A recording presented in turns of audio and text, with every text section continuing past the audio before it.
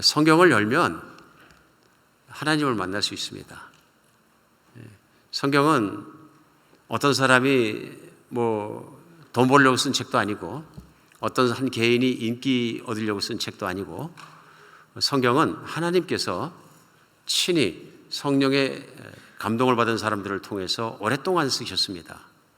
성경이 전체 우리가 들고 있는 성경이 다 쓰여지기에는 1500년이라는 긴 세월에 걸쳐서 쓰여졌습니다. 그러다 보니까 각기 다른 대륙에서 각기 다른 환경 안에서 쓰여졌습니다. 언어도 다릅니다. 구약성경과 신약성경에 쓰여진 언어가 다르고요. 그런 만큼 성경이 한 권의 책으로서 어떤 일체감을 갖기에는 굉장히 어렵습니다. 불가능한 거죠. 가능한 일이 아닙니다. 그러나 성경을 만약에 맨 시작에서부터 끝까지 한번 다 읽어보신 분이라면 느끼는 것이 있습니다. 그것이 뭐냐면 이것은 한 분이 쓰신 것이고 처음부터 시작까지 마지막까지 그 체계를 잃어버리지 않고 끊임없이 가고 있다는 것을 느끼게 됩니다. 일체성을 느끼게 되는 거죠. 왜 그러냐면 하나님이 쓰셨기 때문에 그렇습니다. 오랜 세월에 걸쳐서 각기 다른 대륙에서 많은 문화권에서 많은 사람들이 썼습니다. 그럼에도 불구하고 동일한 성령님이 동일한 하나님께서 감동을 주시고 목적을 가지고 쓰셨기 때문에 성경 전체의 목적에 잘 부합합니다. 그런데 성경을 보면 어떤 목적에 쓰여졌다는 걸 우리가 깨달을 수 있는 건 하나님이 하나님을 나타내 주시기 위해서 쓰셨습니다. 하나님을 믿는 사람들을 통해서 하나님이 누구신가 가르쳐 주기 위해서 쓰셨습니다. 우리는 이걸 계시라고 합니다. 계시는 하나님이 하나님 스스로를 드러내 주신 것입니다. 인간이 어딜 찾아가서 하나님을 찾아낸 것이 아니라 하나님이 사람을 사랑하셔서 하나님 자신을 스스로 드러내 주십니다. 영어로 얘기하면 God exposed himself. 자기 자신을 쪼개서 보여주신 거죠. 그래서 우리가 성경을 열 때마다 누굴 만날 수 있냐면요, 하나님을 만날 수 있습니다. 우리 여러분과 저는 지난주부터 시작해가지고 우리 요한복음을 말씀을 같이 나가고 있습니다. 요한복음은 지난주에도 말씀드린 것처럼 요한이라는 사도가 예수 그리스도를 만나고 나서 예수 그리스도가 하나님이 보내신 아들, 하나님이신 것을 그가 믿게 되고 이 땅에 오신 하나님 예수 그리스도를 그가 증거하기 위해서 요한복음을 씁니다. 그리고 하나님께서 그 요한이 쓴 요한복음을 성경에 넣으셔서 오늘도 여러분과 제가 요한복음을 열었을 때 요한이 증언하고 있는 하나님, 요한이 증언하는 예수 그리스도를 우리가 만날 수 있습니다. 우리가 2000년 전에 만났던 예수님을 2000년 전에 예수님을 만나는 것이 아니라 하나님은 하나님이시기 때문에 성경 말씀에요, 하나님은 오늘의 하나님이라고 그러십니다. 왜냐하면 하나님은 어제도 계시고 오늘도 계시고 미래도 계신 하나님, 영존하신 하나님이 영원한 하나님이십니다. 인간이 존재하는 것은 시간을 가지고 존재합니다. 우리 벌써 존재하다가도 존재하지 않는 분들을 우리 중간에서도 많이 볼 수 있습니다. 먼저 천국 가신 거죠. 그러나 하나님은 영원하신 하나님이시기 때문에 오늘 우리가 요한복음을 열었을 때 요한이 만났던 예수님, 요한이 만났던 하나님처럼 우리가 오늘도 그 하나님을 만날 수 있습니다. 오늘 그 기대를 가지고 우리 요한복음 앞에 나갔으면 좋겠습니다. 왜냐하면 우리 지난주에 이어서 같이 요한복음 1장 말씀을 나눌 때 오늘 하나님을 기대할 수 있습니다. 성경을 써서 우리에게 주신 하나님께서 이 성경의 말씀을 듣고 깨닫고 믿고 붙잡는 사람에게, 모든 사람들에게 살아계신 하나님을 만나는 기회를 주십니다. 오늘 그 하나님을 만나시기 바랍니다. 오늘 말씀은 요한복음 1장 19절에서 시작하는데요, 지난주에서 오늘 19절은 그 시작하자마자 침례 요한이라는 사람이 다시 등장합니다. 그러면서 19절에 유대인들이 예루살렘에서 제사장들과 레위인들을 요한에게 보내어 내가 누구냐 물을 때 요한이 증언이 이러하니라. 20절에요, 요한이 드러내어 말하고 숨기지 아니하니 드러내어 하는 말이 나는 그리스도가 아니라 한데, 이렇게 합니다. 오늘 침례 요한이라는 사람이 등장을 하는데요, 우리 지난주에 같이 말씀 읽으면서 요한복음 시작하자마자 예수님의 이 땅에 오신 참 빛이라 하는 말씀 같이 나눴습니다. 그 다음에 세상은 어둠이라. 그 세상 중에서 가장 중요한 건 사람이죠. 세상을 살고 있는 사람들이 어둠이라. 그래서 참 빛이 사람들에게 비쳤으나, 어둠에 비쳤으나 사람들이 깨닫지 못하더라. 그 얘기는 뭐냐면 하나님의 아들 예수 그리스도께서 사람들을 구원하기 위해서 이 땅에 오셔서 진리와 참 빛으로 비춰주셨는데 사람들이 그가 누군지 알아보지 못하더라, 이런 뜻입니다. 하나님이 아무리 좋은 선물을 주셨어도 알아보지 못하고 또는 받지 않으면 아무 소용이 없습니다. 그렇잖아요? 선물 박스를 받고 열지 않고 버려버리는 거랑 똑같습니다. 의미가 없습니다. 그런데 영적으로도 그런 말씀을 전하고 있습니다. 예수님이 이 땅에 오셔서 비춰도 사람들이 믿지 않고 보지 못하더라 하는 얘기입니다. 그런데 이 참 빛을 증거하는 사람이 있다 하고 지난주 말씀에도 말씀했습니다. 근데 그는 이 빛이 아니라 그랬습니다. 하나님이 이 빛에 대해서 증거하기 위해서 부르신 사람이다. 그 사람이 누구냐면 침례 요한이라고 소개를 했습니다. 지난주 말씀에서는 침례 요한에 대한 말씀을 다 생략했습니다. 왜냐하면 이번 주 19절부터 말씀이 침례 요한에 대한 말씀이 계속되어 있기 때문에 그렇습니다. 오늘 19절에 그래서 침례 요한에게 유대인들이 와서 묻습니다. 근데 유대인들이 그냥 온 것이 아니라 그때 당시에 영적으로 가장 높은 지도자들이 보낸 거죠. 대제사장, 제사장, 서기관, 바리새인, 소위 이스라엘의 영적으로 가르치고 지도하고 제사를 집행했던 사람들입니다. 그때 당시에 영적인 권세자들인 거죠. 이 사람들이 사람을 보내서 침례 요한에게 묻도록 했습니다. 내가 그리스도냐? 첫 번째 질문을 물어봅니다. 그 얘기 뭐냐면 그리스도는 기름 부으신 자라는 뜻인데요. 그 유대인들의 표현법대로는 메시아입니다. 똑같이 기름 부은 자 하는 뜻인데요. 하나님이 기름 부으셔서 이 땅에 오셔서 사람들을 어둠으로부터 구해주시고 죽을 수밖에 없는 운명으로부터 구해주시고 정말로 사람들을 온전한 구원 가운데 하나님 나라에 살게 하실 인도자 구원자를 메시아라고 구약 성경에 말씀하시고 또 많은 말씀 가운데 증거하셔서 유대인들이 기다리던 구원자입니다. 오늘 그러니까 침례 요한이라는 사람이 광야에서 약대, 그러니까 낙타 털로 만든 옷을 입고 석청을 먹어가면서 사람들에게 외칩니다. 회개하라, 천국이 가까웠느니라. 그런데 그가 요단강가에서 소리를 지르고 외치자 사람들이 나와서 실제로 회개하고 침례를 받기 시작합니다. 그런데 그 사람들이 늘어나서 줄이 길어지고 수천 명, 수만 명이 받았던 것 같습니다. 그러니까 나라가 그 사람으로 말미암아 시끌시끌해졌겠죠.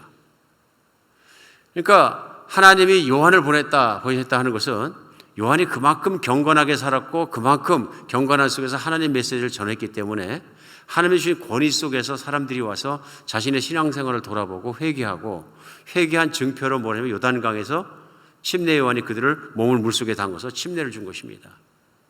그래서 그 이름이 침례 요한입니다. 우리 사도 요한하고는 다른 사람이죠.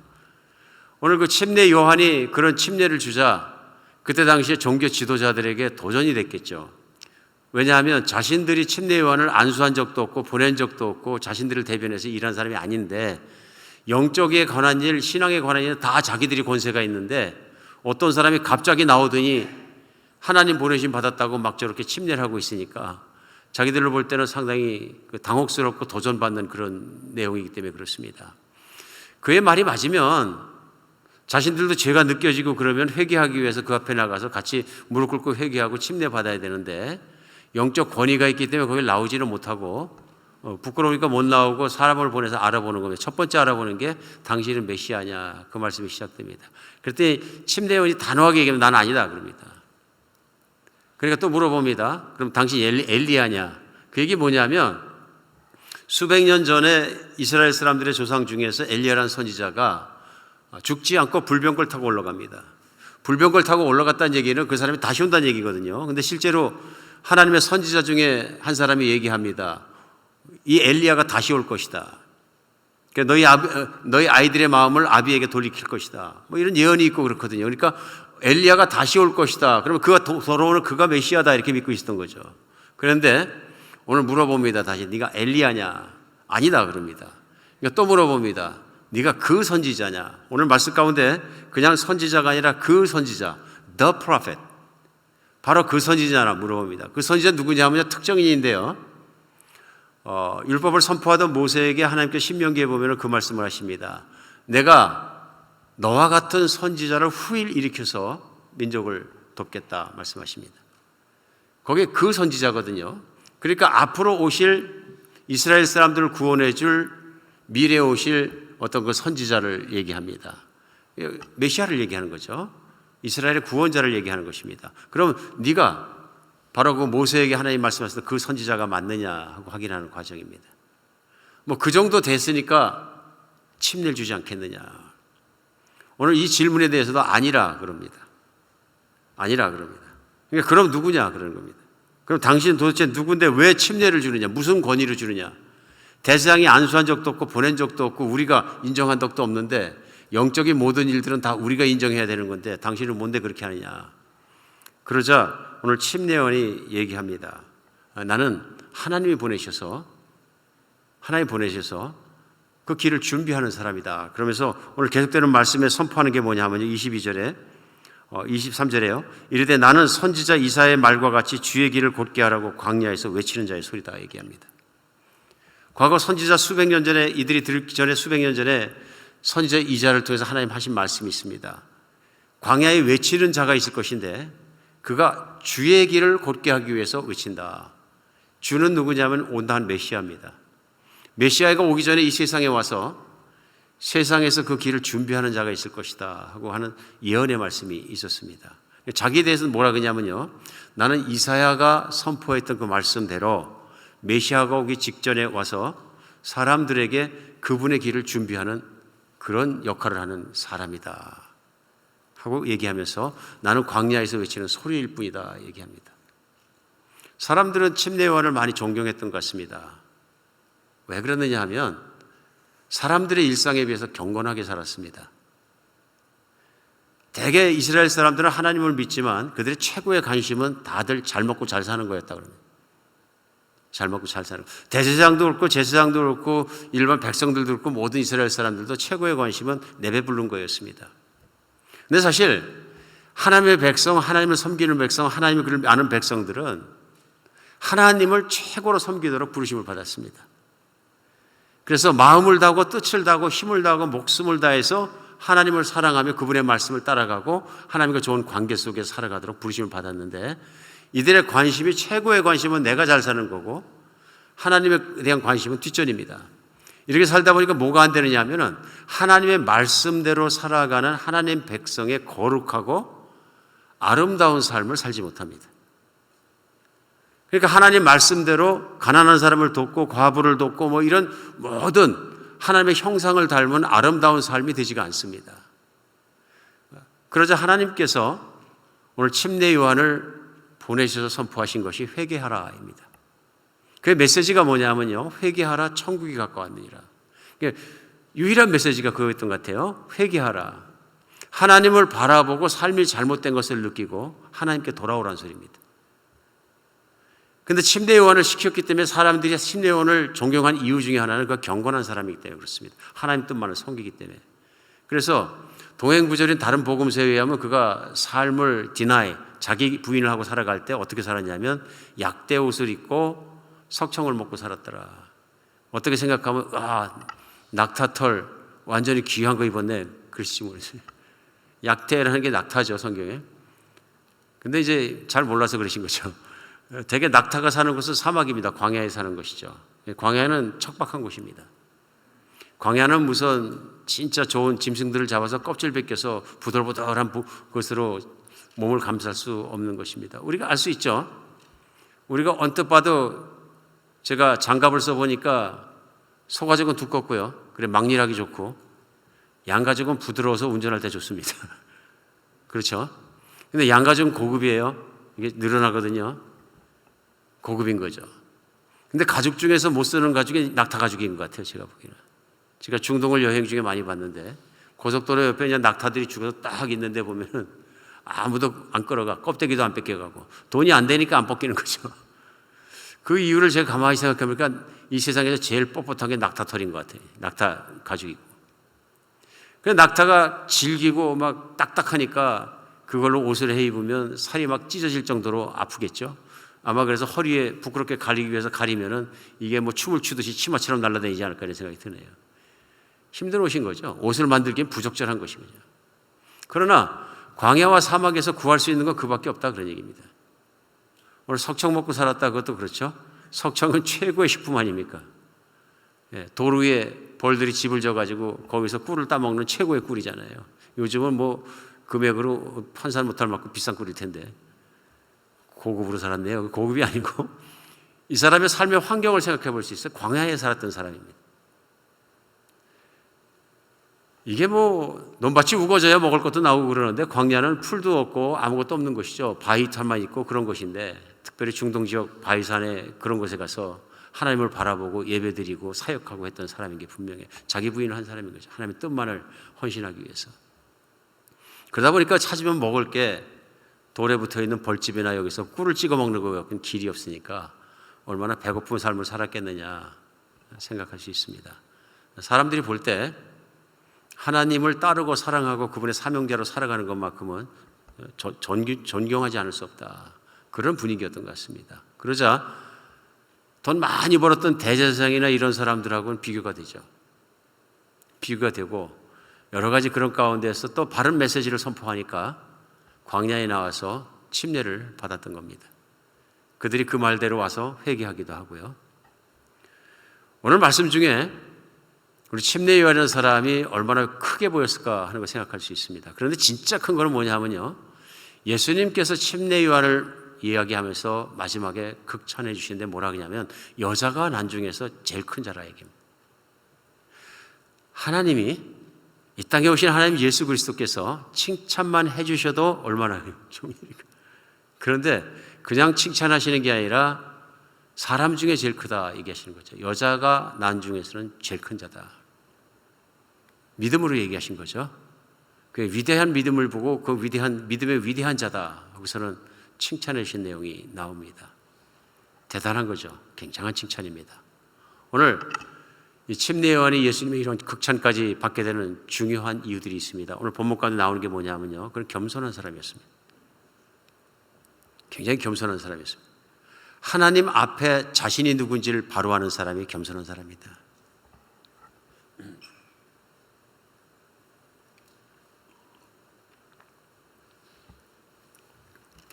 사람이 교만해지면 자기보다 높은 사람 앞에 무릎 꿇는 일을 못합니다. 그렇죠? 물론 이기적이기 때문에 사람이 자기 걸 갖기 위해서는 무릎 꿇는 척도 하고 무릎 꿇을 수 있겠죠. 그러나 사람이 참으로 교만해지지 못하는 게 뭐냐면 무릎 꿇는 일을 잘 못하는 것 같습니다. 인정하는 일도 잘 못하고.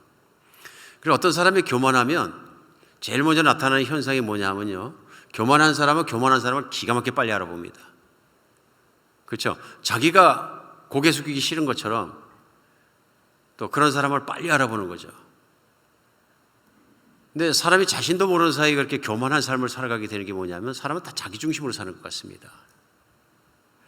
근데 하나님을 믿는 문제로 우리가 생각해 봤을 때도 하나님을 믿는 사람 중에서 교만한 사람은 없습니다. 교만하면 못 믿습니다. 교만하다는 건 하나님보다 나 자신을 훨씬 더 믿기 때문에 그걸 내려놓으려고 하지 않습니다. 사람의 마음속 깊은 곳에 그런 것이 다 있는 거죠. 거부하고 있는 거죠. 신이라든가 뭐 하나님 이런 존재 자체를 거부하고 있는 그런 모습이 인간 안에 있는 걸 우리는 발견하게 됩니다. 철저하게 자기중심인 거죠. 근데 침례왕 같은 사람들은 자기중심이 아닙니다. 겸손한 사람입니다. 자기 자신의 편하게 살고 싶은 것, 자기를 높이고 싶은 것, 모든 것 다 내려놓고 그가 한 일은 뭐냐면 광야에 나가서 하나님이 하시라는 일만 쳐다보면서 그 일을 수행하면서 하나님만 바라보고 하나님을 기뻐하고 철저하게 하나님의 뜻 가운데 무릎 꿇은 것입니다. 나는 작고 하나님은 크십니다. 이게 경외하는 거죠. 늘 두렵고 떨리고 사랑하는 마음으로 하나님을 바라보고 하나님만 따라가는 사람. 자기 자신을 하나님 앞에서 정확하게 보고 하나님을 섬기는 사람이라 경외하는 사람인 거죠. 오늘 침례원이 그렇기 때문에 또 드러나는 게 뭐냐면은 사람들이 내가 누구냐 물어봤을 때 자기를 좀 거창하게 얘기할 수도 있습니다. 나는 하나님의 부르심 받은 자로서 난 직접 부르심을 받았고 뭐 여러 가지 복잡한 얘기하면서 그렇게 설득할 수도 있습니다. 하지 않습니다. 오늘 단호합니다. 그냥 그들 물으면 난 아니다입니다. 내가 그리스도이냐? 아니다. 자기가 비슷한 거다도 말을 안 합니다. 아니다. 선지자냐? 아니다. 네가 부활한 선지자냐? 아니다. 정확하게 얘기합니다. 그리고 더 정확하게 얘기하는 건 그러나 내가 광야에서 외치는 소리로서 부르심을 받았다. 그것뿐이다. 그것은 내 뒤에 오시는 분을 준비하기 위한 것이다. 오늘 확고히 얘기합니다. 나를 위한 것이 아니라 내 뒤에 오신 참 메시아를 내가 준비하는, 내 주님을 준비하는 것이다. 근데 그 준비하는 걸 위해서는 얼마든지 할 수 있다. 후에는 그런 얘기합니다. 나는 물로 침례를 주는데 회개한 사람마다 내 뒤에 오시는 분은 성령으로 침례를 주실 텐데 나는 그분의 신들매 들기에도 감당하지 못해. 오늘 본문 가운데 나오는 거죠. 신발끈이죠. 나는 그분의 신발끈도 묶어드리지 못한다. 무슨 뜻이냐면요, 예전에 노예들이 집에 가면 하인들이 주인이 어디 나가려고 나오면 발에다 신발을 신겨주고 무릎 꿇고 앉아갖고 신발끈을 묶어줬다 그럽니다. 밖에 나갔다 들어오면 물통 갖다 놓고 손 씻기고 발 신발 벗겨갖고 발 닦아서 들어가게 하고요. 그러니까 나는 그분의 발을 씻기고 신발을 씻기는 하인의 위치조차도 감당할 수 없는 사람이다. 굉장히 겸손한 거죠. 이게 자기를 겸손한 척 하려고 이렇게 했을까요? 아닌 겁니다. 뒤에 오시는 하나님의 메시아 곧 하나님과 내 자신을 비교해 볼 때는 나는 그분의 신발조차 들을 수 없는 존재다, 그런 얘기입니다. 하나님과 자기를 본 거죠. 엄청 겸손한 사람입니다. 성경을 통해서 하나님을 알면 알수록, 믿으면 믿을수록 사람은 겸손해질 수밖에 없습니다. 사람의 능력이 얼마나 유한합니까? 얼마나 제한적입니까? 하나님의 능력은 얼마나 무한대입니까? 사람의 거룩하고 착하다는 것이 얼마나 제한적입니까? 착하면 얼마나 착합니까? 하나님의 착하심이, 거룩하심이, 인자하심이, 자비로우심이 놀랍다는 것이 성경에 가득히 나오거든요. 침례 요한이 이 하나님을 믿은 거죠. 이 하나님을 믿기 때문에 하나님이 보내실 분 메시아가 오는 길을 준비하는 것이 영광인데 자기는 단지 광야에서 외치는 소리 정도다, 그러니 그분에 비하면 나는 아무것도 아니라. 그러면서 심지어는 나중에 얘기합니다. 나는 사라지는 빛이고 이제 태양같이 떠오르는 그분의 빛이 비칠 것이다. 내가 그 빛에 대해서 내가 증거하는 사람이다. 나는 빛이 아니다, 얘기합니다. 자기가 누군지 알았던 사람입니다. 오늘 이 말씀이 왜 그렇게 중요하냐면요, 우리 신앙을 갖는 사람마다 또 예수님을 믿고 하나님을 믿고 신앙을 가질 때 제일 중요한 일이 있습니다. 겸손해지지 않으면 하나님을 못 만납니다. 사람이 교만하면 하나님을 못 만납니다. 겸손해지지 않으면 충만한 은혜를 경험하지 못합니다. 사람이 교만하기 때문에 그렇습니다. 예수님이 이 땅에 오셔서 첫 번째 말씀을 전하시면서 천국을 전하시면서 입을 열어 가라사대 하면서 첫 번째 시작하신 말씀이 마태복음 5장에는 팔복입니다. 특히 5장 3절 마태복음에서는 유명한 그 말씀을 하십니다. 심령이 가난한 자는 복이 있나니 천국이 저희 것이며. 첫 번째 말씀이에요. 마음이 가난한 자는 복이 있나니 천국이 저들의 것이더라. 반대로 얘기하면 마음이 교만한 자는 복이 없나니 천국에 들어갈 수 없다, 그러시죠. 교만과 겸손 사이에 획을 확 꺼버리셨어요. 천국은 겸손한 자들의 것이다. 이 겸손의 대상은 누구냐면 하나님입니다. 교만한 자들은 하나님을 알아볼 수 없다. 빛이 세상에 왔으나 어둠의 빛을 깨닫지 못하더라. 사람의 심령 안에 있는 교만함이, 사람의 심령 안에 있는 타락이 예수 그리스도를 바라보지 못하게 한 거죠. 오늘 메시아로 믿지 못하고 예수님을 믿지 못하고 그렇게 만든 것은 사람의 교만입니다. 특별히 오늘 침례 요한에게 대제사장과 제사장들과 서기관과 관리자들이 사람들을 보내서 물어보고 있습니다. 근데 끝까지 예수님을 빛으로 알아보지 못한 사람들이 누구냐면 바로 영적인 지도자라고 얘기하는 지도층이었습니다.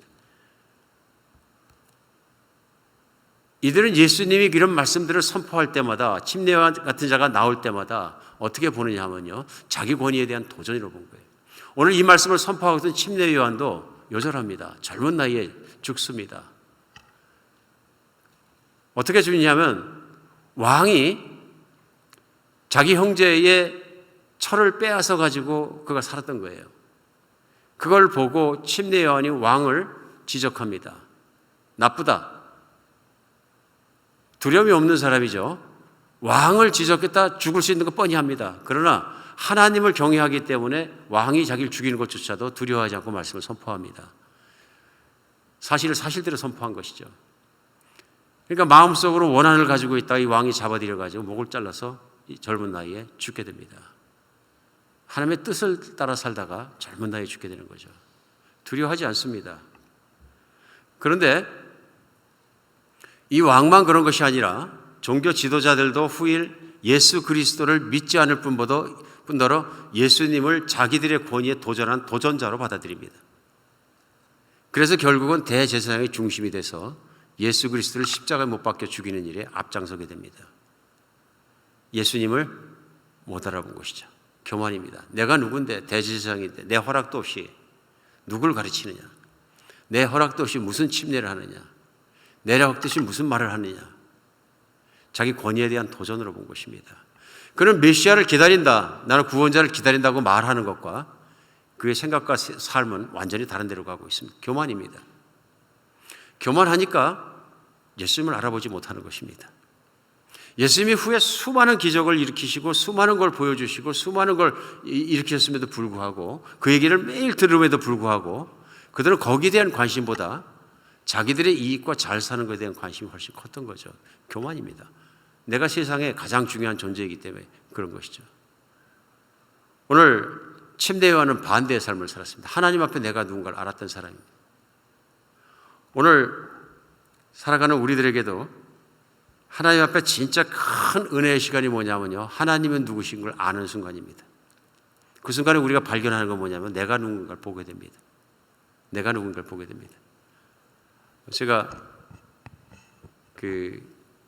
목회하면서 교회를 섬기면서 말씀을 전하면서 참 큰 은혜를 받을 때가 언제냐면요, 예수님을 믿지 못하고 정말로 거부하던 분들이 예수님 앞에 무릎 꿇을 때 그때 정말 하나님께 감사하고 은혜스럽습니다. 저 자신도 물론 제 인생의 반을 예수님을 못 믿고 우리 어머니 눈에서 매일 눈물이 나게 만들고 정말 눈물로 기도하게 만들고 그런 존재 중에 하나이기 때문에 그걸 느낄 수 있어요. 왜 남자가 칠칠 맞게 교회 가서 울고 무릎 꿇고 이게 세상에서 제일 못난 인간이다, 늘 그렇게 생각을 하고 말을 하고 살았던 기억이 납니다. 세상에서 제일 못난 인간은 자기 슬픈 척하면서 자기 불쌍한 척하면서 사람들에게 하소연하고 이게 제일 못난 인간이다. 늘 그렇게 배웠고 아버님에게 그렇게 배웠고 그렇게 살아왔기 때문에 남자답지 못한 것, 사람답지 못한 것만큼 찔찔맞게 사는 것만큼 수치스러운 건 없다 늘 생각을 했던 거죠. 그런데 예수님을 만나고 나서 보니까 무릎 꿇지 않을 수 없다. 하나님의 아들이 이 땅에 오셔서 사람들의 죄 때문에 십자가에 못 박혀 죽으시고 피 흘려 죽으시기까지 겸손하시고 거룩하시고 모든 파워를 가지고 다른 사람들 죽음에서도 일으키고 고쳐주시고 다 했음에도 불구하고 자신은 하나님 아버지의 뜻을 따라 그렇게 헌신하고 죄값 하신 예수님 앞에서 제가 자신을 생각해 보니까 기가 막히게 추하고 못난 교만한 저 자신의 모습을 보게 되는 거죠. 그런데 그날 이후로 시작해서는 말씀을 전했을 때 그 말씀에 따라서 복음을 듣고 또 예수님을 받아들이고 예수님 앞에 무릎 꿇는 분들이 계실 때 보는 것만큼 더 하나님이 영광스럽게 보이는 날은 없습니다. 놀라운 날인 거죠. 반대가 심하면 심할수록 그렇습니다. 제가 다른 지역에서 사역을 할 때 저보다 연세가 더 되신, 지금 한 90이 넘으셨는데 한 분이 그 세대에는 공부를 참 많이 하셨어요. 좋은 학교 나오시고 큰 사업도 하시고 지식인이시고 또 능력도 있으시고 아주 세상식으로 얘기하면은 잘 늙으셨어요. 착한 일도 많이 하셨던 것 같아요. 공장을 수천 명 나오는 공장을 하셨는데 야학을 차려서 학교 못 가는 학생들, 여학생들 다 가르치시고 귀한 일도 많이 하셨어요. 애국자시고. 그러니 그분이 믿음이 없기 때문에 무릎 꿇을 일이 전혀 없으신 분이시죠. 근데 그분이 동네에 사시면서 저희 교인들이 이제 얘기를 합니다. 이상하게 그분하고 골프만 치고 오면 믿음이 없어진다. 그래, 왜 그러냐. 골프 치면서 내내 천지가 돌아가는 원리에 대해서 설명을 하시는데 어떤 분들이 연세 드신 분들이 같이 골프를 치고 오면 자꾸 그걸 믿으려고 그런다. 뭘 그렇게 믿으려고 그러냐니까 우주의 만물은 모두 오토메이션이라는 시스템이 있어서 자동기계에서 돌아가는 것이다. 그 논리를 쭉 과학적으로 설명을 하시고 막 그러는데 사람들이 현혹된다. 하도 그러셔서 제가 찾아갔어요. 찾아가서 예수 그리스도의 복음을 전했는데 그냥 거절당했죠. 그 논리만 쭉 설명을 또 해주시길래 잘 듣고 나왔습니다. 계속 들어드리고 3번, 4번, 5번 찾아 들어가고 계속 찾아 들어갔는데요. 이분이 계속 안 받아들이세요. 내가 확실하다 그러시면서. 근데 어느 해인가 교회 부흥회를 인도하는데 마지막 날 예수 그리스도의 복음을 십자가를 전하고 부활을 전하고 이 예수님을 내 주님으로 믿으시고 그 예수님 앞에 나의 교만을 내려놓고 회개하기 원하신 분은 복도에 나와서 무릎 꿇으세요. 하나님 앞에 무릎 꿇으세요. 그리고 예수님을 영접하세요. 그랬더니 여러 명 나오신 중에서 이렇게 보니까 그분께서 그날 오셔가지고 뒷자리에 무릎을 딱 꿇으셨어요. 그때 정말 저도 놀랐습니다. 아, 이렇게 강하신 분도 꺾어지시는구나. 그래서 기도를 해드리려고 뒤로 갔는데 갑자기 없어지셨어. 어디 가셨나 그랬더니 다시 들어가셨어요. 갈등이 생기신 거죠. 제가 그래서 앞에 가서 서 있었더니 다시 나오셨어요.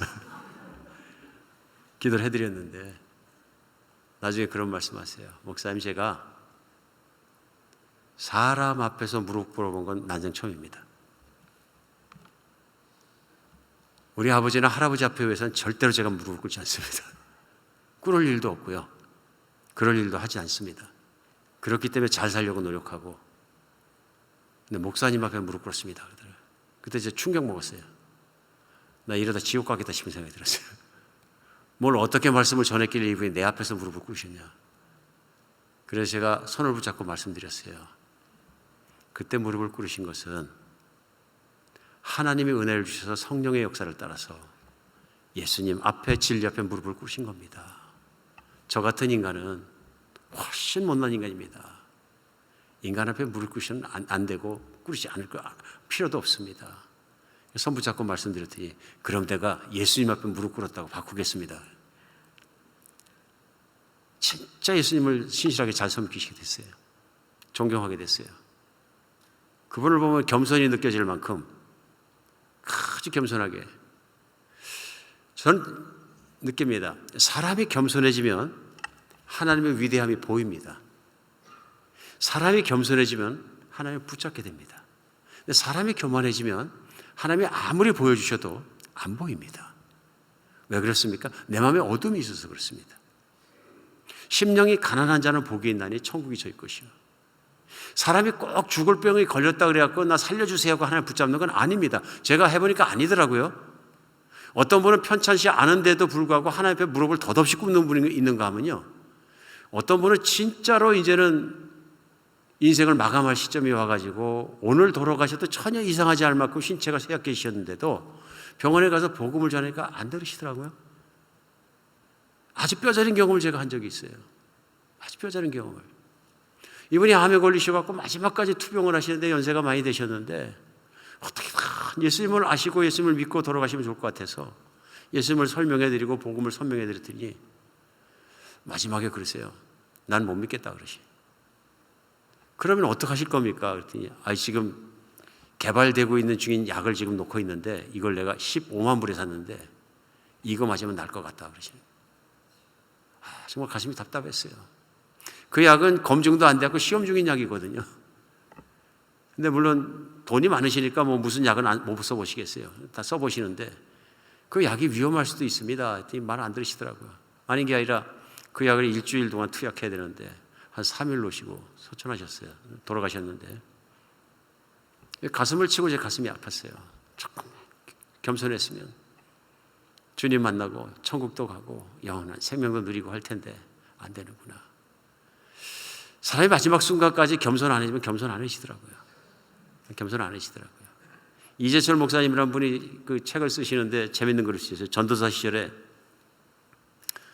그 섬기시는 교회에 어떤 사람이 꼭 병원에 가서 정말 암투병원 할 수 있는 연세 드신 자매님이 계신데 그 기도해 주시고 복음 전해 드릴 분 있습니다. 그래서 마지못해 갔는데 거기 가서 보니까 이분이 벌써 고급 병실에 1인실에 아주 기가 막히게 고급이 있고 암치료를 받다가 머리가 빠지셨는데 비단으로 둘르시고 치장하신 모습이 귀한 분이시구나 하는 걸 자기가 느꼈대요. 그래서 가니까 편찮아서 누워 계시는데 무슨 교회 누구 전도사가 왔습니다 했으니까 볼 필요 없다 그러시네. 내가 뭐 유명한 목사님도 한두 분을 하는 게 아닌데 무슨 전도사가 와가지고 뭘 어떻겠다는 얘기냐, 뭐 안 만난다. 그래도 이재철 목사님이 거기 쓰셨어요. 이대로 계시면 어차피 죽습니다. 일어나 들으셔야 삽니다. 그랬더니 이렇게 한번 쳐다보시더라. 많이 가지신 분이고 많이 누리시는 분이기 때문에 뭐 어느 교회 전도사가 와서 얘기한다는 건 귀에 들어오지 않는다 그런 얘기. 그래서 이재철 목사님이 전도사 시절에 그냥 얘기한 거죠. 사람은 다 죽습니다. 죽는데 영혼이란 생명이 있습니다. 그 생명은 유명한 목사 때문에 살아나는 건 아니고 제가 전할 수 있는 이 복음을 듣고 믿으셔야 살아납니다. 그 어떤 이유로 말미암아 그 순간에 그 할머니께서 마음이 돌이키시고 겸손해서 이재철 전도사님의 말씀을 듣기 시작하고 복음을 듣게 되고 변화되고 사람이 달라졌다. 교만했다가 잘못된 생각 가지고 있다 마지막 순간에 꺾어질 수 있다. 겸손해지는 것이 얼마나 중요한지를 우리는 느낄 수 있습니다. 하나님 앞에 겸손해지는 것이 얼마나 중요한 것인지. 오늘 여러분과 저에게도 늘 하나님이 주시는 하나님을 알아보는 눈이 열리고 겸손한 심령이 되어서 하나님을 기쁘시게 하고 우리가 바로 만날 수 있는 여러분과 제가 되었으면 좋겠습니다. 오늘 침례 요한을 통해서 제가 또한 느낄 수 있는 건 뭐냐면 그가 성령에 감동된 사람이라는 것입니다. 29절에 보면요. 이튿날에 요한이 예수께서 자기에게 나오심을 보고 이르되 보라 세상 죄를 지고 가는 하나님의 어린 양이로다. 예수님이 침례 요한에게 침례 받으러 오시는데요. 딱 보자마자 한 얘기가 뭐냐면 보라 사람들의 세상 죄를 지고 가는 하나님의 어린 양이로다 바로 선포합니다. 그 이유가 뒤에 설명이 나옵니다. 30절부터 내가 전에 말하기를 내 뒤에 오는 사람이 있는데 나보다 앞선 것은 그가 나보다 먼저 계심이라 한 것이 이 사람을 가리킴이라. 예수님을 가리키면서 바로 이 사람 이분이 내 뒤에 온다고 하신 메시아 그분이라 하고 얘기하면서 설명합니다. 나도 그를 알지 못하였으나 내게 와서 물로 침례를 베푸는 것은 내가 와서 물로 침례를 베푸는 것은 그가 이스라엘에 나타내려 함이라 하니라. 요한이 또 증언하여 이르되 내가 보매 성령이 비둘기같이 하늘로부터 내려와서 그 위에 머물렀더라. 나도 그를 알지 못하였으나 나를 보내어 물로 침례를 베풀라 하신 그이가 나에게 말씀하시되 성령이 내려서 누구 위에든지 머무는 것을 보거든 그가 곧 성령으로 침례 베푸는 일을 알라 하셨기에. 내가 오늘 보니 자기에게 나오는 예수님 머리 위에 성령이 임하시는 걸 보고 바로 하나님이 미리 말씀하셨던 그 메시아 그분이신 줄 알고 내가 이분에 대해서 증거했다. 세상 죄를 지고 가는 하나님의 어린 양이로다. 마지막 절입니다. 34절에 내가 보고 그가 하나님의 아들이심을 증언하였노라. 내가 보고 내가 하나님 말씀을 듣고 예수 그리스도를 보고 확실하게 믿고 알고 내가 그것을 공개적으로 증언하였는데 그는 이 땅에 오신 메시아 하나님의 아들이시니라 선포를 하게 됐다는 것입니다. 근데 여기서 그가 그렇게 했을 때 가장 큰 이유가 뭐냐면요. 성령이 그를 감동하셨기 때문이에요. 침례 요한은 예수님을 딱 육신으로 봤을 때 이분이 어린 양이야. 하나님의 어린 양이고 오시는 메시아시고 하나님의 유일한 아들이셔 하는 걸 탁 알아볼 수 있는 것. 그분이 이 땅에 와서 무엇을 할 것까지 알아보는 것은 사람의 능력으로 안 됩니다. 예수님이 십자가에 못 박혀 돌아가시는 침례 요한은 죽습니다. 알 길이 없는 거예요. 근데 예수님이 어떻게 사실지 어떻게 종말이 올까지 다 얘기를 합니다. 어린 양이라는 얘기는 뭐냐면 희생의 제물이거든요. 세상 사람들의 죄를 위해 대신 희생의 제물로 바쳐질 제물이다 이렇게 본 것입니다. 하나님의 아들이다. 기가 막힌 내용이 다 들어가 있습니다. 한마디로 한 줄로 설명을 했지만 바로 이분은 그런 분이시다. 하나님의 아들이시다. 그리고 마지막 절에 얘기하자면 제가 그래서 이분을 배우고 하나님의 아들이심을 내가 증언하였노라. 여기서 하나님의 아들은 영어로 begotten son인데요. 하나님의 유일한 아들을 얘기합니다. 하나님은 성부와 성자와 성령이 계신데 이 삼위가 한 분이십니다. 그러나 사역이 분별되는 경우도 있기 때문에 우리는 이 경우에 예수 그리스도를 하나님의 아들로 표현합니다. 그런데 여기에서 바로 이 땅에 오시는 하나님의 아들 예수 그리스도를 알아본 침례 요한의 고백이 나옵니다. 성령 받았기 때문에 그렇습니다. 성령의 감동이 있으니까 꿰뚫어 보는 눈이 생깁니다. 이해하는 눈이 생깁니다. 이제는 육신의 눈으로 보는 것이 아니라 영적인 눈으로 꿰뚫어 보는 눈이 생겼던 것이죠. 놀라운 일입니다. 여러분, 우리 요한복음에 시작하자마자 1절에 나오는 게 뭐냐면요, 바로 이 땅에 오신 빛 예수 그리스도를 받아들이게 되면 하나님의 자녀가 되는 권세를 주셨다 하는 것입니다. 그런데 이게 사람의 힘으로 안 된다고 설명합니다. 1절에서 지난주에 나눴습니다만 설명할 때 12절에 보면 14절에 보면 말씀이 육신이 돼 우리 가운데 거하시며 그의 영광을 보니 하나님 아버지 독생자의 영광이라고 얘기하는 건 믿었기 때문에 그런 것입니다. 그런데 영접을 해야 그렇게 보입니다.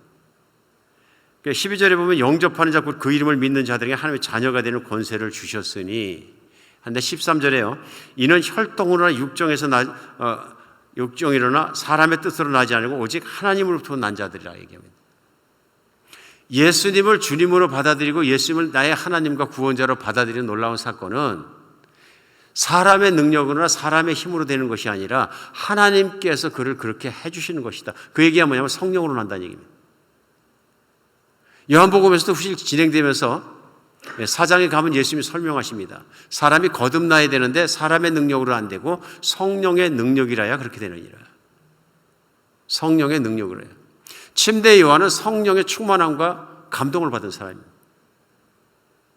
마찬가지로 하나님은 살아계신 오늘의 하나님으로서 오늘도 예수 그리스도에 대한 말씀을 듣고 마음을 열고 믿고 받아들이고 할 수 있는 건 성령이 오셔서 그와 함께 있을 때 가능해집니다. 이게 놀라운 일인 것이죠. 성령의 감동 없이는 안 되는 일입니다. 성령의 감동 없이는 누구도 할 수 없는 일이 뭐냐면요, 예수님을 주님이라고 선포하는 일입니다. 성령이 아니고서는 예수를 주라 시인할 영이 없다, 사람이 없다. 사도 바울도 선포합니다. 성령이 아니고서는 안 된다. 성령의 감동이 있었기 때문에 된다 하는 것을 알 수 있습니다. 침례 요한이 이토록 하나님 앞에서 놀라운 쓰임을 받고 놀랍게 살아갈 수 있는 가장 큰 이것은 하나님의 부르심과 성령의 감동을 받았기 때문에 그렇습니다. 그렇기 때문에 예수 그리스도를 보는 순간에 꿰뚫어 볼 수 있었습니다. 예수님이 이 땅에서 겪으실 일들, 하실 일들, 그 앞길까지도 볼 수 있는 능력이 생긴 것입니다. 오늘 말씀 가운데 저희가 생각해야 할 일이 있다고 생각합니다. 예수님이 누구신지를 알아보는 것, 복 중의 복입니다. 예수님을 알아봄으로 말미암아 우리는 예수님을 믿습니다. 예수님이 참 하나님의 아들이시고 이 땅에 오셔서 사람들의 죄 때문에 십자가에 못 박혀서 피 흘려 돌아가시고 하나님이 3일 만에 살려내서 부활하셔서 승천의 보좌에 앉아 계셔서 다스리는 바로 하나님이시라는 걸 내가 믿게 됩니다. 얼마나 놀라운 일이 일어나는지 모릅니다. 예수님을 믿는 것 얼마나 놀라운 일입니까? 우리 돌이켜 생각해 보면 또 예수님을 이미 믿는 분들에게는 참으로 생각할 것이 뭐냐면 하나님이 나를 얼마나 사랑하셨으면 성령을 보내주셔서 감동시켜 주시고 성령으로 이끌어 주셔서 예수님 앞에 무릎 꿇게 하고 믿게 하시고 겸손하게 해주셨는가. 회개는 겸손하지 않으면 못하는 게 회개입니다. 내 마음대로 내 뜻대로 내가 하고 싶은 대로 내 호불호에 따라 내가 싫어하고 좋아하는 것에 따라서 인생을 마구 살아갔던 인생이 뭐냐면 내가 왕처럼 내가 신처럼 살아간 인생이거든요. 하나님 보시기에는 교만한 존재인 거죠. 하나님 앞에 무릎 꿇을 때, 하나님께 돌아올 때, 하나님을 하나님으로 내가 인정하고 예수님 내 주님을 받아들일 때 그것이 우리 회개인 것입니다. 돌아서는 것이죠. 오늘 침례 요한은 선포합니다. 회개하라, 천국이 가까웠느니라. 천국이 어디 있습니까? 바로 예수님 앞에 무릎 꿇을 때, 바로 천국의 소유주인 예수님 앞에 무릎 꿇을 때, 영원한 세계의 소유자인 예수님 앞에 무릎 꿇을 때, 영원한 생명의 소유자인 예수님 앞에 무릎 꿇을 때, 인간이 가지고 있는 영원한 갖지 못한 영원한 삶을 갖게 되고 인간이 보지 못했던 영혼을 알게 되고 우리 하나님의 사랑에 붙잡혀서 그 삶을 살게 되는 거죠. 거기가 천국이죠. 하나님의 다스림이 있는 것, 선하신 하나님이 나를 사랑해 주시는 것, 영원한 세계를 살아가는 것, 바로 하나님의 다스림이 있는 것이 천국이죠. 겸손하지 않으면 들어갈 수 없는 것입니다. 오늘 말씀 가운데 이 겸손한 사람들, 하나님 은혜 받은 사람, 성령의 감동받은 사람들, 침례 요한처럼 사명을 위해 삽니다. 하나님의 기쁘심을 위해 삽니다. 오늘 침례 요한 일찍 순교했습니다. 그러나 그가 할 일을 다 하고 갔습니다. 인생은 짧았지만 모든 걸 이루고 갔습니다. 예수님 이 땅에 오셔서 33년 사셨습니다. 짧은 나이죠. 우리 신앙의 선배 중에서 인생을 진짜 짧게 사신 분이 29회 29세까지밖에 못 사신 분이 계세요. 윤동주라는 시인인데요. 이분은 독립운동하다가 시인이죠, 물론 잡혀 들어가셔서 1945년 2월 16일 날 일본 후쿠오카 형무소에서 옥사하셨어요. 순교하신 거죠. 29세 딱 사셨어요. 해방되기 6개월 전에 1940년 해방되기 6개월 전에 순교하셨어요. 근데 비록 29세를 사셨지만 하나님 앞에서 참 크게 쓰임받았다고 저는 생각을 해요. 왜냐하면 지금도 윤동주 시인의 시를 이렇게 읽고 지금도 저도 이렇게 생각을 하다 보면 하나님을 향한 그의 애절하고도 겸손한 믿음을 읽을 수 있어요. 서시 같은 데 읽어보면 그렇잖아요. 하늘을 우러 한 점 부끄러움 없이 살기를 원했는데, 하늘을 우러 하나님을 우러 한 점 부끄러움 없이 살기를 원했는데 그의 소망과 소원을 잘 쓰고 있습니다. 그럼에도 불구하고 자기가 얼마나 작은 존재가 되는지 씁니다. 특별히 십자가라는 시에서는 그 자신이 그걸 아주 솔직하게 표현합니다. 이렇게 씁니다. 쫓아오던 햇빛인데 지금은 교회당 꼭대기 십자가에 걸렸습니다. 첨탑이 저렇게 높은데 어떻게 올라갈 수 있을까요? 종소리도 들려오지 않는데 휘바람이나 불며 서성거리다가 괴로웠던 사나이, 행복한 예수 그리스도에게처럼 십자가가 허락된다면 모가지를 들이우고 꽃처럼 피어나는 피를 어두워가는 하늘 밑에 조용히 흘리겠습니다. 빛을 본 거죠. 근데 자기는 빛이 아닌 거예요. 근데 그게 십자가 끝에 걸렸는데 예수 그리스도를 생각하고 이 시를 적었다고 믿습니다. 저렇게 높은 첨탑 끝까지 그 영광과 빛의 자리로 어떻게 올라가셨을까요? 자기도 그런 빛이 되고 싶은데 스스로 너무도 나약하고 작아 보이는 자신을 발견합니다. 그러면서 괴로웠던 사나이, 그 사나이에게 서성대는 그런 모습이 있는데 그 사나이에게도 예수 그리스도처럼 십자가 허락된다면 제 목을 내놓고 피 흘리고 조용히 죽겠습니다. 이분이 살아가던 시대의 일제강점 안에 있는 조선의 현실을 본 거죠. 얼마나 비참한 현실이고 얼마나 어려운 현실인지 그걸 보면서 자기는 독립운동한다고 뛰었지만 주머니에 서성거리는 사람처럼 큰 역할도 하지 못하는 자신의 모습을 보면서 서글퍼하는 거죠. 그러나 하나님께서 주님이 생명들을 위해서 십자가에 몸을 바치고 돌아가시면서 그 모든 일을 이루신 것처럼 내게도 조국을 구하는 그 영광의 길이 허락된다면 내 목을 드리고 순교하겠습니다. 물론 그는 그 기도에 따라서 시의 내용처럼 순교했습니다. 나라를 위해 예수 그리스도를 부인하지 않고 또 일본 사람들과 싸우면서 그의 방식대로 싸운 것이죠. 옥에서 그 고통 속에서 죽기까지 그 신앙을 지킨 것입니다. 사명자의 길이라고 생각합니다. 믿음을 지키는 길. 우리도 세상을 살아가면서 예수를 믿었다면 이 신앙과 믿음의 길을 지키고 살아가야 된다고 믿습니다. 오늘 말씀 가운데 우리 정리해 보겠습니다. 나는 겸손합니까? 나는 얼마나 겸손합니까? 내가 하나님을 만나고 하나님을 바라볼 때 나는 누구입니까? 나는 하나님 앞에 어떤 모습으로 살아가며 나는 하나님 앞에 어떻게 반응합니까? 나는 성령의 감동을 받습니까? 나는 예수 그리스도를 쳐다보고 바라보고 예수를 생각할 때마다 예수님을 어떻게 생각하게 됩니까? 나는 성령이 말씀하신 데 따라서 살아가려고 노력합니까? 오늘 우리 참으로 생각하는 시간 되었으면 좋겠습니다. 우리가 겸손해지고 성령의 역사를 통해서 볼 때 우리는 영의 진리를 따라서 세상을 바르게 살 수 있습니다. 우리가 세상의 말대로 사람들의 생각대로 살아가다 보면 우리는 또 어둠에 빠지게 됩니다. 그러나 오늘 주님을 따라서 예수님을 따라서 겸손함 속에서 늘 그런 주님의 영광 속에 살아가는 여러분과 제가 되었으면 좋겠습니다. 기도하겠습니다. 하나님,